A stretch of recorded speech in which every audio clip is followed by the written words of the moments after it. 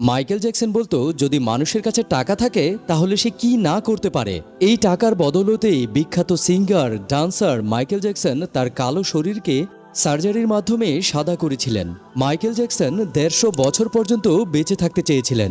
এই জন্য তিনি সবসময় তার সাথে ১২ জন ডাক্তারের একটা টিম রাখত। তিনি যখনই কিছু খেতেন বা পান করতেন সেগুলো ডাক্তারের ল্যাব থেকে টেস্ট হয়ে তারপর আসত। এমনকি সে নিজেই অক্সিজেন বেডে ঘুমাতো। আর এই টাকার দমের কারণেই তিনি তার আশেপাশে কিছু লোক রেখেছিলেন, যদি কখনো তার শরীরের কোনো অঙ্গপ্রত্যঙ্গ নষ্ট হয়ে যায় তাহলে যেন তাদের কাছ থেকে নিয়ে সেটা ট্রান্সপ্লান্ট করতে পারেন। কিন্তু মাইকেল জ্যাকসন ভুলে গিয়েছিলেন, আল্লাহর মর্জির আগে কারো মর্জি চলে না, আর দুনিয়ার কোনো সম্পদ মৃত্যুকে কিনতে পারবে না। মাত্র ৫০ বছর বয়সে হার্ট অ্যাটাকের কারণে ২০০৯ সালে মাইকেল জ্যাকসন মারা যান। তাই আল্লাহর বিধান অখণ্ডিত। এই জন্য কমেন্ট বক্সে অবশ্যই আল্লাহু আকবার লিখুন।